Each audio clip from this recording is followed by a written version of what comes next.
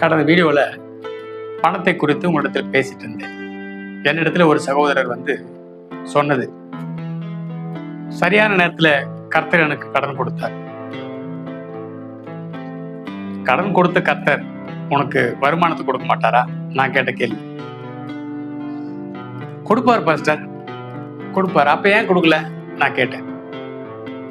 நான் தான் கேட்கல, ஏன்னா அமௌண்ட் பெருசு. 10 ரூபானா யார் ஞாபகம் வரும்? 1000 ரூபானா உங்களுக்கு யார் ஞாபகம் வரும்? 1 லட்சம்னா யார் ஞாபகம் வரும்? அவங்க மூலியமா தான் உங்களுக்கு கிடைக்கும். உனக்கு யார் ஞாபகம் வர வேணாம். யார் கொடுப்பா? இது எல்லாத்துக்கும் இவங்களுக்கு எல்லாருக்கும் கர்த்தர் கொடுத்தாரா, இல்ல அவங்க வேற எங்கன்னா வாங்கிட்டு வந்தாங்க? வெள்ளியும் பொண்ணும் என்னுடையது ஆண்டவர் சொல்றாரு. வெள்ளியும் பொண்ணும் என்னுடையது. நல்லா புரிஞ்சுங்க. நீ உனக்கு பணம் வேணுமா அல்லது பொருள் வேணுமா? பணத்தை வச்சு நம்ம என்ன பண்ண போறோம் யோசிச்சு பாருங்க. வீடு வேணும்னா வீடு வேணும் கேளுங்க, கார் வேணும்னா கார் வேணும் கேளுங்க, வசதியான வாழ்க்கை வேணும் வசதியான வாழ்க்கை வேணும் கேளுங்க, நிம்மதி வேணும்னா நிம்மதி வேணும் கேளுங்க. கர்த்தர் கொடுப்பார், கேட்டா கொடுப்பார். அப்ப நான் கடனே கேட்கலையே. சில பேர், எனக்கு எப்படி கடன் வந்துச்சு? நீ கேட்காததோ, நீ நினைக்காததோ, நீ விரும்பாததோ ஒன்றுமே உன் வாழ்க்கையில் நடக்க முடியாது. உதாரணமாக நீ உட்கார்ந்து யோசிச்சு பார்த்தீங்கன்னா உங்களுக்கு புரியும். உன்னை சுற்றி இருக்கிற உன் கணவனோ மனைவியோ பிள்ளைகளோ இல்லை உன்னுடைய பெற்றோரோ, பெற்றோர் மட்டும்தான் கேட்காம கிடைச்சிருக்கும். நல்லா செக் பண்ணி பார்த்தீங்கன்னா தெரியும். வாழ்க்கையில கேட்காம கிடைச்சது ஒன்னே ஒன்று பெற்றோர் மட்டும்தான். மற்ற எல்லாமே நீ விரும்பி நீ ஆசைப்பட்டு நீ கேட்டது மட்டும்தான் உங்ககிட்ட இருக்க முடியும்.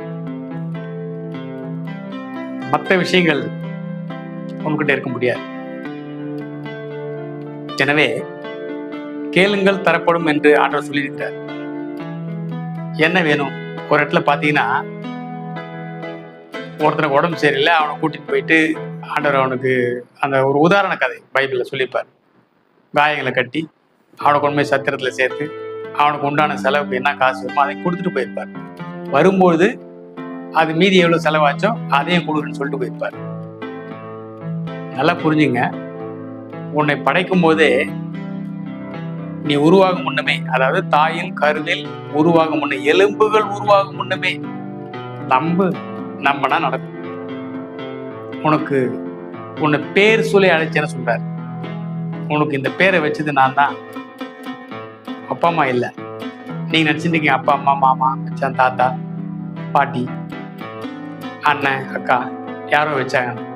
அவங்களுடைய மனசுல அந்த பேரை கொடுத்தது எப்படி யோவானுக்கு சொல்லியிருக்கிறாரோ, சிம்சோனுக்கு சொல்லியிருக்கிறாரோ, இயேசு கிறிஸ்துக்கு சொல்லியிருக்கிறாரோ, எல்லாருடைய வாழ்க்கையிலுமே முன்னாடியே பேரை சொல்லி அவங்க மனசுக்குள்ள அந்த பெயரை விதைச்சு அதன் பிற்பாடு அவங்க வச்சதுதான் உங்களோட பெயர். ஏன்னா வசனம் சொல்லுது, இதெல்லாம் நான் சொல்றது இல்லை. தாயின் கருவில் உருவாகும் மட்டுமே நான் உன்னை பேர் சொல்லி அழைத்திருக்கிறேன்னு ஆண்டு சொன்னார். இந்த பேர் சொல்லிட்டு மகனே வா, மகனே அருள், மகனே ரூபன் வா அப்படின்னு என்ன பேர் சொல்லி கூப்பிட்டுருக்காரு. அதை கேட்கிற காது எனக்கு இல்லை.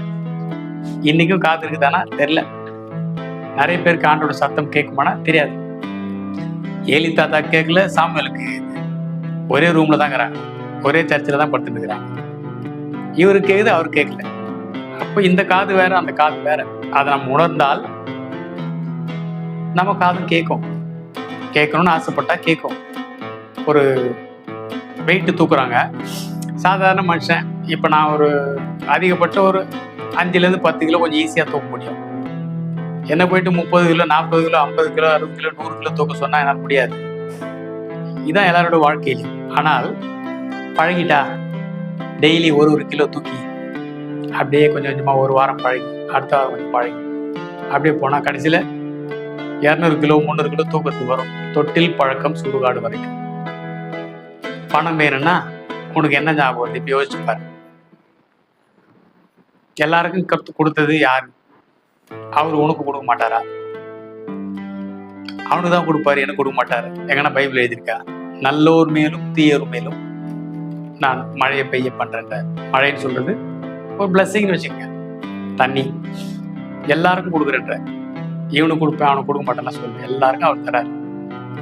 கேட்கிற எவனும் பெற்றுக்கொள்வான்றதான் இங்க வசனம். எனவே கேளுங்கள். கர்த்தர் உங்களுக்கு தேவையான அனைத்து வசதியும், பணத்தையும், பொருளையும் நிறைவாக கொடுக்க காத்திருக்கிறார். கர்த்தர் தாம் ஆசீர்வதிப்பாராக. ஆமென்.